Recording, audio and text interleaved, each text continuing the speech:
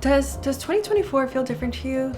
She feels a little different to me. But hi, welcome to a new year together. Wow. This is my favorite type of video, not only to watch, but apparently to film, because there is nothing I love more than taking a very simple action and then deconstructing and overthinking the bones of said action. Simply doing anything, don't know her. So let's set our 2024 silly little reading goals. I am more excited about this than I should be. I considered making an Excel sheet, but that's okay. We embrace our quirks here. So we are going to set some goals and also just reflect on the very flimsy goals that I set in 2023. Let's just dive into it. So the first goal that I think sets the stage for our reading is how many books I'd like to read in 2024. Since I restarted my little reading journey, this number has stayed pretty static. For me, that's 50 books. And I always kind of meet that and surpass it. So like last year I read, 68 books. The year before that I read 61. This year I'm about to hit 70. Let's wait for the ambulance to pass. I think we're good. And I have considered maybe raising it so that it is sort of a challenge, but something that I want to make sure that I'm not accidentally preventing is my pursuing more challenging books. I was thinking of doing 65 books, but I nixed that idea. So the goal that we're setting is 50 books, nice and simple, nice and even, because this year I would really like to embrace and sort of court some chunkier reads, and not just chunkier books, but books that might just be more complex in their content. I'm wanting to pick up some classics. I'm wanting to pick up a lot more nonfiction. I really want to challenge my comforts. I want to poke at them. And so I'm just trying to be really cognizant that any goal that I set doesn't undermine the true sort of purpose of reading, at least for me. Especially because in the end, it's really not about the number at all. I just want to learn. The next goal. Last year, I had set the goal of reading with intention. And then I just sort of left it at that. I allowed the idea of reading with intention to sort of sit and utilize the weight of the word intention as the intention, but that's not really an intention. So all I'm trying to say is that I never really set an intention. We're going to break this down into explicit mini goals that I want to just be mindful of when I'm picking the books that I want to read. I found that this year I started off really strong, and then I think I sort of let myself be pulled by new releases and what's trendy. And I think that's sort of been like a challenge every year while I've been like in the online bookish world, because there are just so many new releases and there's so much buzz around the things. And I am not one to sort of resist that. I love to hear what people are excited about, and I want to also form my opinion about what people are excited about. So it's kind of just finding that balance. I want to be a little self-directed, but also not like closing myself off to bookish culture, because I think that's a lot of fun. So yeah, just trying to maintain some of that, being a little bit disciplined, but also still having a leg in the bookish culture. No extremes here, all middle grounds. My first little intention is to read one Spanish book. I try to set this goal every year, and this year I didn't really do this one, but this is something that forces me to slow down a lot, and it sort of bends and stretches my brain in a way that I enjoy. It also forces me to be really patient with myself, which I enjoy as well. And it's a challenge, not so much in content or like understanding, but reading in Spanish unlocks this part of my brain, and I want access to that, and I enjoy having access to that, and I enjoy being in that room. So yeah, I just want to read one Spanish book. The next intention is to read diversely. I think I have found the sweet spot in the type of books that I like to read, but unfortunately this space is very white. I think there is some effort that has to be put on my part to seek out authors from different identities and different experiences while not compromising on the type of book I want to read. I do have my qualms about how these stories are often like pulped and handled by US publishers. So I think for me, something that I want to be intentional with is seeking books that are published abroad. I had a lot of luck finding these stories in books translated from Spanish and things like that. So I just want to be more intentional about seeking out different experiences. Side note, I was actually reading this article about books that are published around the idea of millennial ennui. How do you say that word? And books published by authors in different countries in Africa are like not granted access into this sort of millennial fiction category, which I thought was really interesting. So I'd be curious to look at like what's being published on the continent and then seek that out for myself. But yeah, it was really interesting. I mean, it's not new. I think oftentimes books by certain identities are excluded, and then sort of even like what defines the umbrella or the category can be just like white middle class XYZ. Anyway, so I want to read one Spanish book. I want to read diversely, and then finally I want to make sure I'm reading across genres. Towards the end of 2023, I sort of stepped out of my lit fic bag and then was like deeply delighted. I read fantasy, I started to read a sci-fi book, and I read the best nonfiction I've picked up in a while. And I used to be a real nonfiction girly, so I say that on sturdy legs, but I think just reminding reminding myself that I think it's very easy to slip into comfort zones, and I don't think much happens in a comfort zone except being comforted. And sometimes being comforted is important and good, but I want to make sure that I am reading widely and diversely. I want to make sure I read one nonfiction, ideally far more than that, but one nonfiction book, one essay collection so that I can sit alongside an argument, one science fiction book, likely Ursula Le Guin or Octavia Butler, but I'm open, one fantasy book. This could be a single fantasy book. I kind of feel like that doesn't exist. So it could be a series, one philosophy book, and one, and this is not any, I don't think I've ever read a literary criticism book, but I'd like to try. So those are the things that I definitely want to like tackle in 2024. Okay, next one, I would like to read more men. I know.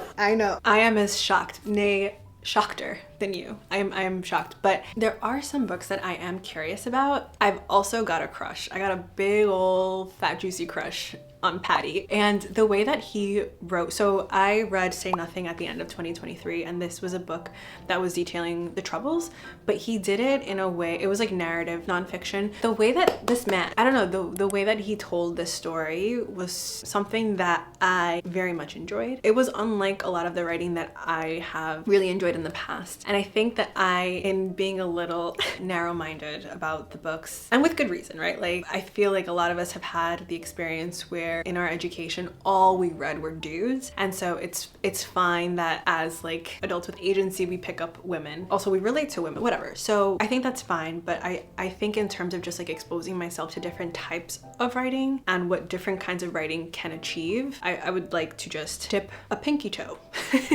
in some writing by dudes. I have Bolaño, which is another thickum that I might try to venture into. I'm thinking 2666, but he has other books, thinner books.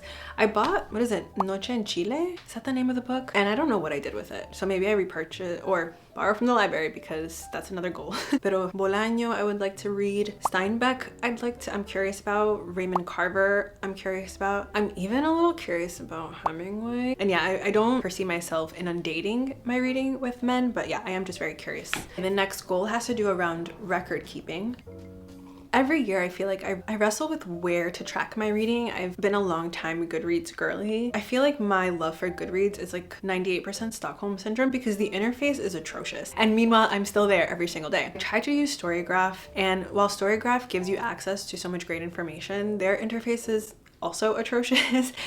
Not so much. I feel like it's constantly updated, but in terms of usability, I feel like that app is like super convoluted. And there have been so many times where I have wanted to just like either put a book on a TBR pile, or if I'm like quickly hearing a recommendation and wanting to look it up, the book is not in the system, in the database, and so then I have to be the data inputter, and that is just too many barriers to doing the thing that I want to do. I might just try to persevere and use Storygraph just for tracking the books, because I really do like that. I'll put a screenshot here, but I really like how it tells me all of the genres that I have read this year. And again, like I said, I think it has a lot of valuable information. It's just so frustrating when you're just like wanting to move quickly and they're like, please become a temp for a second and give us information on the book. But what I am excited for in terms of my record keeping is the official attempt at becoming a quotes girly. I started a commonplace book sometime in the summer, which I have obviously fallen off of. It was a good effort. Like, it was really pretty. This is as far as we got. But I remember when I was with Monica at McNally, hey girl, love you, miss you, hope you're doing well. There was this chunker of a journal, which I considered using for my commonplace, but I was like, that is way too many pages and too much of a commitment. But that journal has lived in my brain. And I was like, what are the chances that I'll go back to McNally and they'll have it? And I said, you know what? I will take that chance. So let's go pick something up real quick.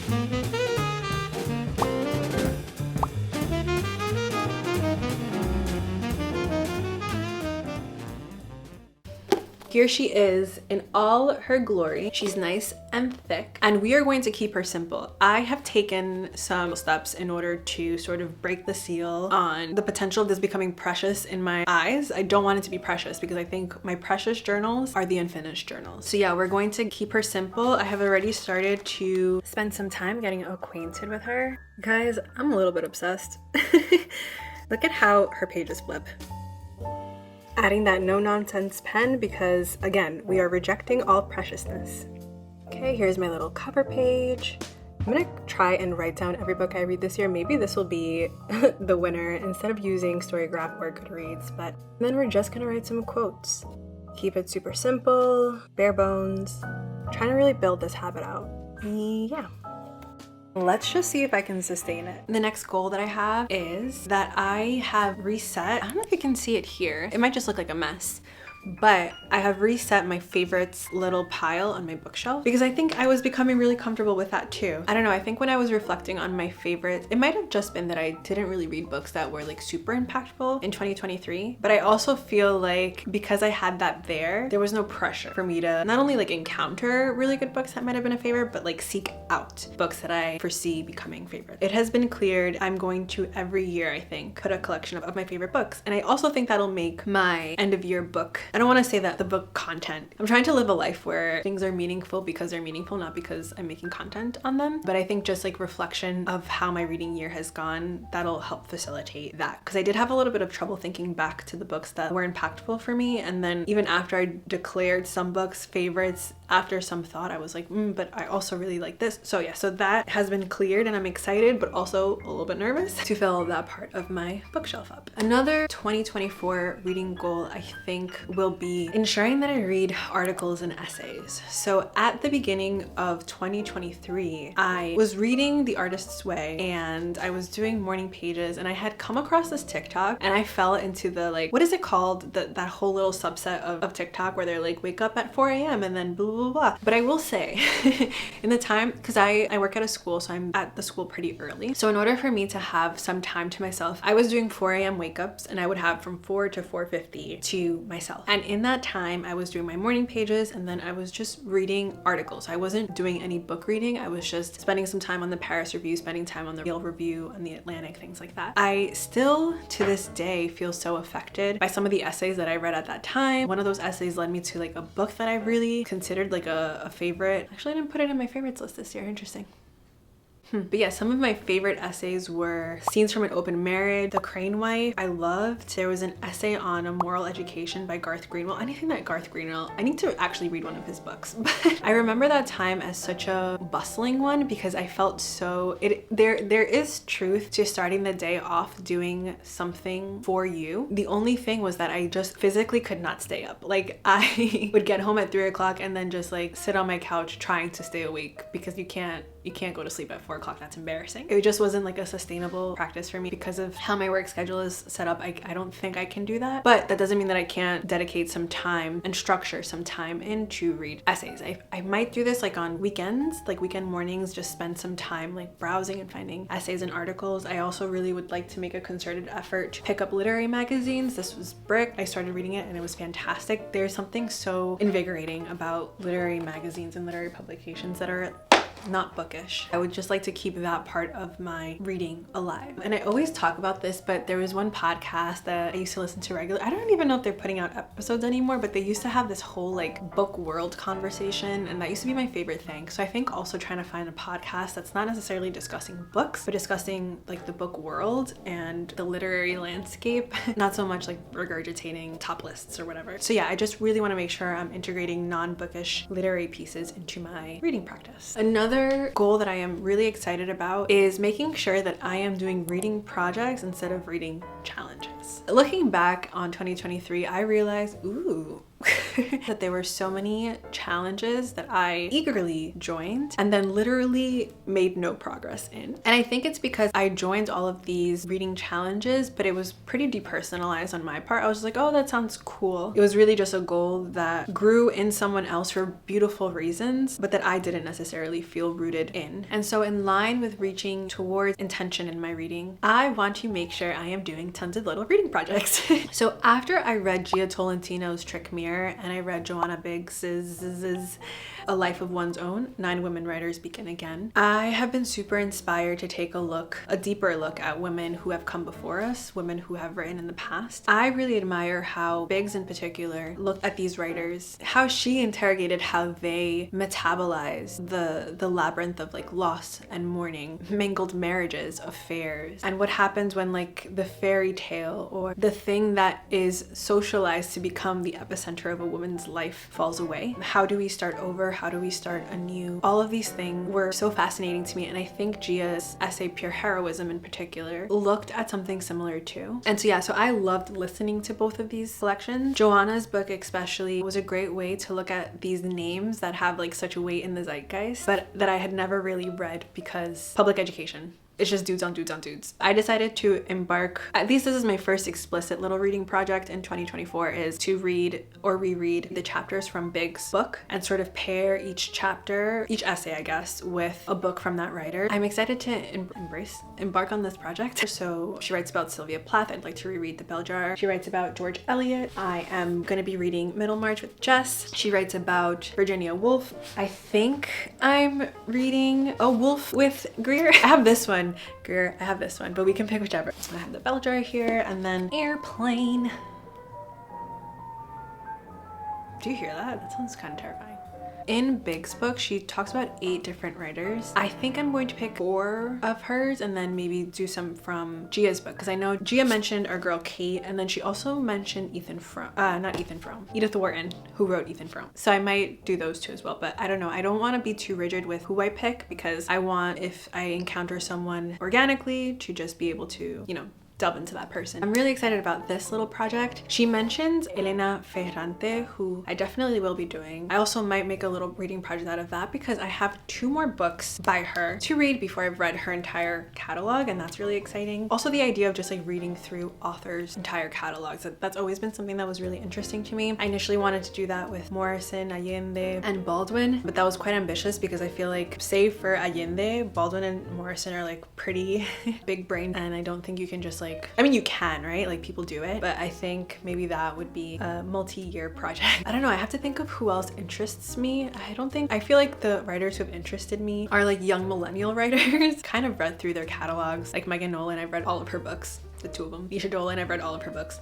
the 2 of them. Maybe Annie Ernaux or Jhumpa Lahiri. Something to think about. But yeah, definitely doing more reading projects that are more aligned with personal interests as opposed to like someone creating a challenge and then sort of like dwaddling along and joining. Okay, and this is a big one. Reading from my shelves / stacks. I stress organized all of the books in my teeny little apartment the other day, and it definitely made me take like a hard, long look at my book acquiring habits, because I feel like I've been pretty off the rails. In 2024, I would like to be really, really intentional about shopping my shelves and reading what I already own. I was thinking of doing 24 books in 2024 from my shelves, but I remember I did the 23 books for 2023 and have not read a single one. I feel like that might be too much assignation for my moody self, because I feel like I just jinxed myself, and I had good books on that list too. I think I had Love on that list and I read that. Nope, The Lover, whatever, that book by Marguerite Duras that I didn't really enjoy.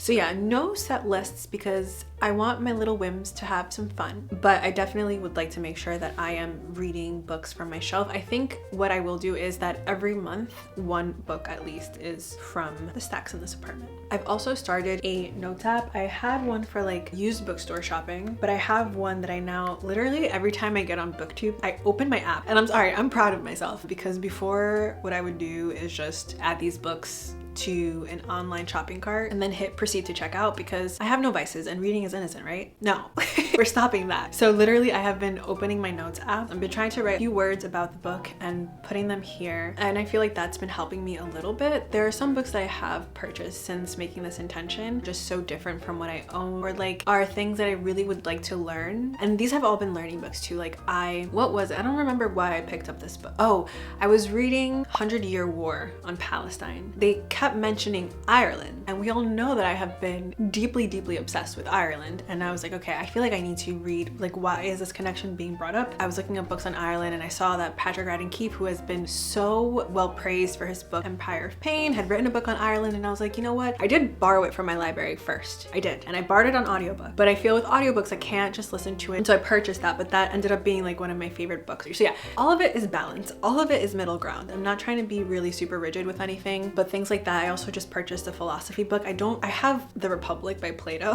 That's the only philosophy. Oh, and I have Marcus Aurelius, but this was interesting because it was women philosophers. I was like, I'm not gonna practice self-restraint on something so cool. So yeah, just being mindful and balanced and not denying myself like learning. But for a book that's just hyped on booktube or TikTok or whatever, that I can try to manage some self-control with through my little notes app. Okay, we're getting to the end. This is the last reading goal I have. This wasn't an explicit reading goal that I had previously, but it was definitely an intention and something that I was really excited about. So I remember on Bookstagram, there were 2 accounts that were talking about mapping constellations in your reading. And I deeply love this idea. And it sort of talks about following the faint lines that connect your reading, allowing yourself to elaborate on your whims, so to speak. Thanks, Durga. But if you're reading a book that has moved you and it mentions another book, to follow that and to see where that leads. I remember, I think I found like Sheila Heti. I read Blueberries and she mentioned Sheila Heti. And then from motherhood, I delved into this like really tall inquiry around the question of motherhood. And it spoke so deeply to this question that I had. And I found myself fervently devouring these books on motherhood. And then I don't remember what the constellation was, but I remember finding myself in this like syllabus